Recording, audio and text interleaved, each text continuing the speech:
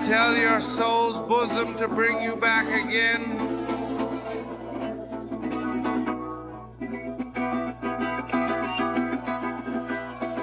If you love me, it's the mountain, and my chest is like a wild stallion. How can you not want me to sing? How can you not want me to sing like a heart sings? If you love me, it's the mountain, the Araguanay flower.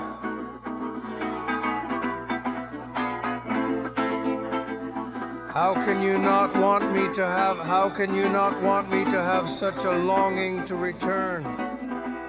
He is perhaps one of the most important musicians in Venezuela and on the American continent. An exceptional artist who, with his white liqui liqui, was known for his great passion for folklore and traditions. His talent not only made him famous in his own country, but also all around the world. With the now not always present Simón Díaz, or simply Uncle Simón, became an iconic figure of our nation, into a classic figure capable of connecting any Venezuelan with the deepest part of their roots. From Mi Querencia to Sabana, Simón showed that the popular identity is not foreign to traditional and poetic melodies. Today we invite you to hear his remarkable story. This is Rinaldo Carrillo Vilches speaking, and for those who have asked how to support La Nueva Enciclopedia, I bring you the news that we have created a Patreon with exclusive documentaries on the most controversial topics with live seminars given. Support is essential to keep this project alive. You can find the link below, and in case you don't have an international card for Patreon, we have several payment options for you. You will also be included in the community. We'll be waiting for you there, and without further ado, let's start today's video.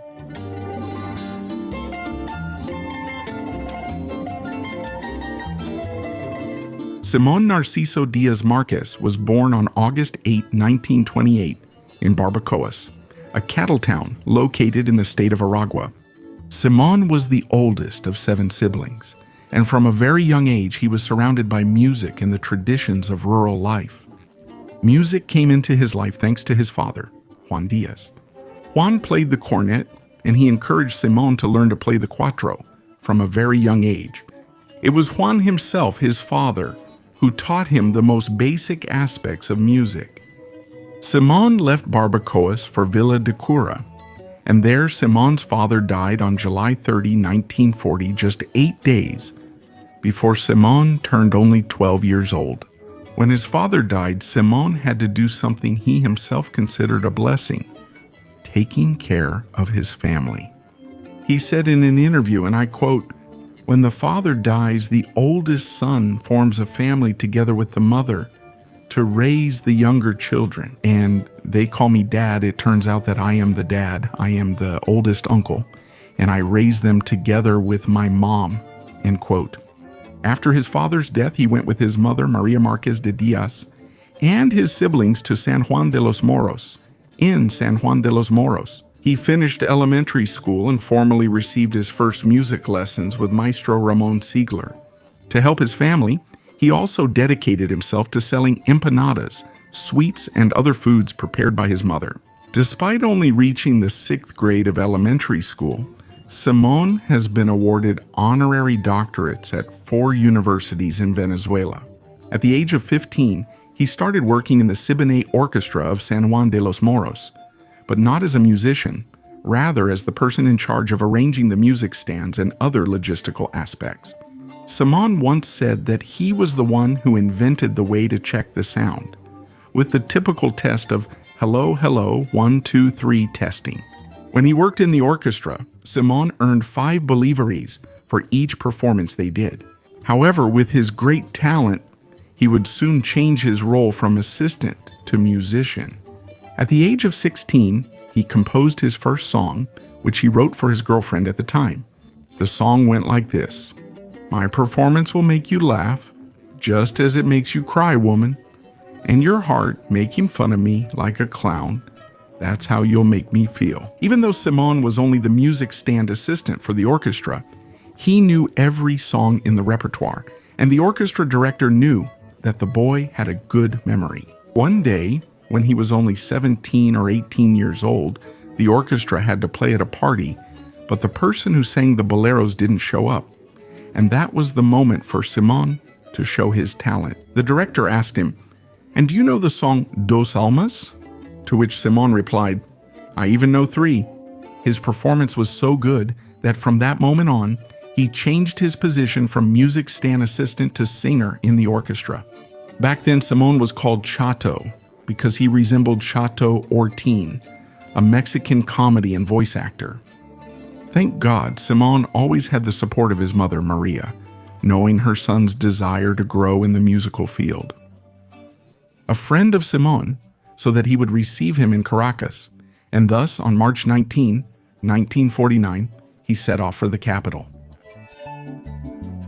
I love my Caracas so much that as long as I live, I will never forget its hills, red-breasted birds, its beautiful sky, its flowers of 1,000 colors from Galipan. And it's just that I love it so much." The day after he arrived, he went to talk to his mother's cousin to ask him for a job at the Venezuelan credit bank. That's how he began working as a collector at the bank. Then after 3 months, he started studying at the Superior School of Music with Maestro Vicente Emilio Sojo. Maestro Vicente was the one who gave Simón all the academic knowledge. At the Music Institute, he was classmates with the famous José Antonio Abreu, the founder of the also very famous Venezuelan youth orchestra system. He spent 6 years at the music school, while at the bank where he worked, he had been promoted to head of current accounts. In the 1960s, he married Betty Garcia Urbano, with whom he had 3 children, Simón, Betsy Mar, and Juan Bautista. During that time, his career would take a big leap, thanks to recommendations from his brother, José Lo, who also became one of the most important comedians in Venezuela. Simón Díaz began working at the television channel called Venevisión, while still working at the bank, with the intention of showcasing his talents on the small screen. But at Venevisión, he was not hired as a singer. Simón said in an interview that at that time he was practically doing nothing at Venevisión, but after 2 years he achieved a great feat. The people in charge of the channel told him to quit the bank and gave him the opportunity to have his own show called Venevisión. La Quinta de Simón, a show that he created and wrote himself, was a great success, breaking the audience records of that time. And from that moment on, his career would only continue to rise, delighting Venezuelans and people all over the world with his music. After this first success, he appeared on shows called Reina por un Día, Milanero Favorito, Venezolanamente, Criollo, and Sabroso. Simón Cuenta y Cuenta, the famous show by José Luis Simón and Pío La Palabra. In 1963, he appeared for the first time in a movie called Cuentos para Mayores, which was directed by Román Chalbo, and this was not the only time he appeared on the big screen. Simón was also assigned characters that were humorous or dramatic in movies such as La Isla de Sal, El Reportero, the movie La Bomba, Fiebre, La Invasión, and La Empresa Perdona, Un Momento de Locura. That same year, something significant would happen, as Simón Díaz met Hugo Blanco, a musician, composer, and music producer.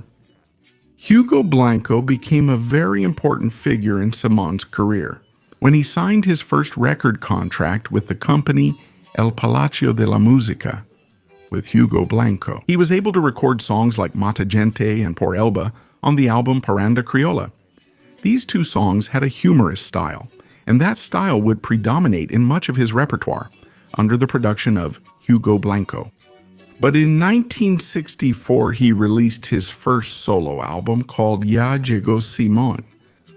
On this album was the famous song called El Superbloqui, whose popular appeal made it a total hit and helped further establish his rising popularity. Also on that album was Tonada del Cabestrero, Regalista, which helped popularize this type of plain song used by milkers in the countryside. Even in his early years in the works of Uncle Simón, you can see the deep connection with the national and the popular. Leader in solitude, coming down the road from the plains, leader in solitude. The herdsman singing his tune at dawn, the herdsman singing his tune at dawn.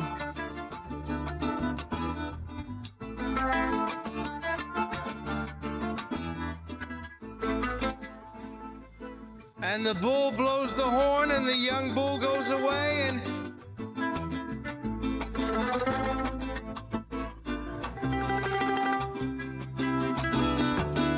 since the young bull was a bull. 2 years later, he released his album Caracha Negro, which would continue to increase his recognition throughout the country. From the collaboration between Simón and Hugo came 16 albums that included guitar rhythms, humorous tracks, and also salsa. Simón Díaz was a passionate fan of the beautiful Venezuelan plains and made it his mission to popularize the songs that shepherds traditionally used for milking. By the mid-50s, this song was on the verge of disappearing. Because in the plains, the tendency of the landowners was to mechanize milk extraction, and by doing this, they put these wonderful traditions at risk. For this reason, Simón dedicated himself to studying, collecting, composing, and spreading the tonada until he turned it into an authentic musical genre. He was convinced that the Llanero tonada had unique characteristics that needed to be known. Simón always included 1 or 2 tonadas in his repertoire, showing his poetic, sensitive, and profound side, a side very different from the comedic and talkative persona he displayed on television and radio. However, his tonadas initially went unnoticed. They didn't even come close to the success of his jokes, his gaitas, or his parandas. It wasn't until 1974, when he released his album, Simón Díaz, Tonadas, that he attracted the attention of other highly acclaimed musicians, both national and international. The masterful combination of lyrics, melody, and his connection to the countryside produced an effect that very few musical genres could achieve, even in the most indifferent Venezuelan. One of his most well-known tonadas is Tonada de Luna Llena. It was covered and included in a movie directed by the Spanish filmmaker Pedro Almodóvar in 1995. Another one of his most famous tonadas is El Loco Juan Carabina. Simón composed it for one of the poems, which has the same name as the tonada, by his great friend, the poet Aquiles Nassau. Aquiles died on April 26, 1976, in a traffic accident, and Simón, very saddened, wrote, "The bird, the one who smiled and sang and talked with me, didn't come today. I don't know how I'm still alive. I think my heart is broken too." His daughter Betsamar says that Simón and Aquiles Nassau used to go together every Friday to Channel 5, each one, to record their own show. Simón did my favorite Llanero, and Aquiles recorded the simplest things. Other tunes of exquisite beauty, engraved in the collective imagination of the region, are Mi Crincia and Sabana, 2 masterful pieces that stir the feelings of even the coldest of listeners. The artist sang in places like Sanko Hall, Carnage Hall, the Barbican Center in London, and the Palacio de Congresos in Madrid. He also stood out for his performance before Pope John Paul II during his second visit to Venezuela.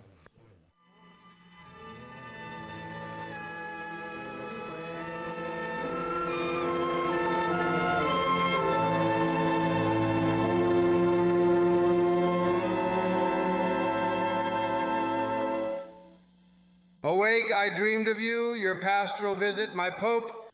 I dreamed of your smile, the driver of destiny. Awake, I dreamed of you, pastoral visit, Pope.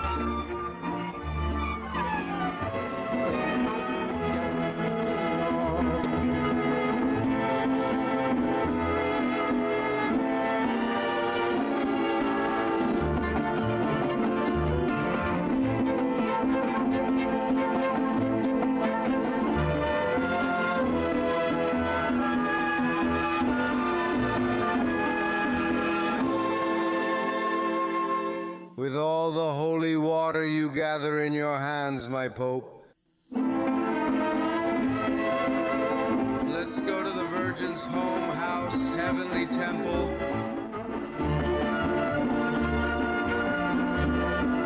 Awake, I dreamed pastoral visit book.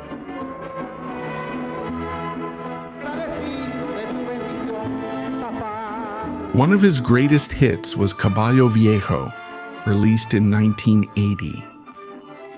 This song has been covered more than 350 times, translated into more than 15 languages, and has been sung by music legends like Julio Iglesias, Celia Cruz, Juan Gabriel, Plácido Domingo, Gilberto Santa Rosa, and Rubén Blades, and the French band Gypsy Kings, who made an adaptation with their song Bamboleo Caballo Viejo. It originated from a trip Simón Díaz took to San Fernando de Apure to record for his BTV show, Venezuelan Más. There, Simón fell in love with the girl who came to sing for the show and started reciting verses to her. But it turns out that the girl had a boyfriend, and her boyfriend stood up in the place and the two of them started a contrapunteo. The next morning, Simón had already written the lyrics to Caballo Viejo. He composed it in 2 hours, remembering the contrapunteo from the day before. He said this in an interview. Simón appeared on television shows until the 1990s, with programs where he promoted Venezuelan traditions and music. On the same channel, he had another show called Contesta por Tío Simón, a program that was on the air for 11 years and where people started to know him by the nickname Uncle Simón. In this show, he taught children about Venezuelan music and folklore, and one of the participants was Wilmer Machado, popularly known as Coquito. The show had 54 episodes, and after it went off the air, Simón produced At Noon with Simón Díaz. The musician was also involved in radio, a platform that helped him consolidate the popularity he was gaining on television and in music. In a very well-achieved blend of humor and music, he had several shows, such as the one called Coplas y Canciones, a program that for several years had the highest ratings in the country.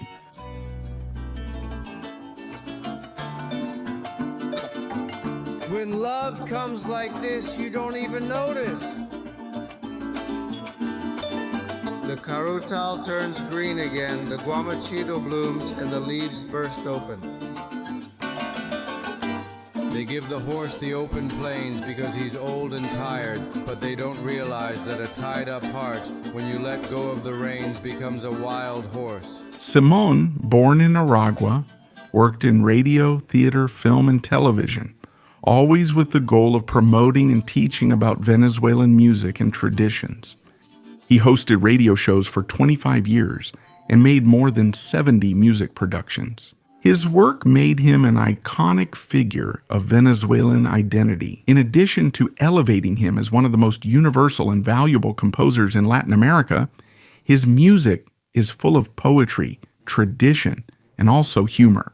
They proved that culture can be sophisticated and popular at the same time. His great importance led the Venezuelan government to award him the highest honor, the Order of the Liberator, in its Grand Condor rank, being the only national artist to receive this distinction. In 2008, he received the Latin Grammy for Lifetime Achievement, and in 2012, he won the National Culture Award. During these years, Simón began to suffer from Alzheimer's, a disease that put an end to his activities. The artist passed away on February 19, 2014 in Caracas at the age of 85. Amid tears and honors, Uncle Simón was buried on February 21. Although the political turmoil at the time overshadowed the farewell he deserved, his mark on the national spirit remains forever engraved. Thank you all very much for watching this video. I remind you that your support means a lot to us. By leaving your comments, giving us a like, subscribing to the channel, sharing the video with all your friends, and clicking the bell. To activate notifications, this was Reynaldo Jose Carrillo Vilches speaking. This is the New Encyclopedia. As always, we thank you for all your support and many blessings to everyone.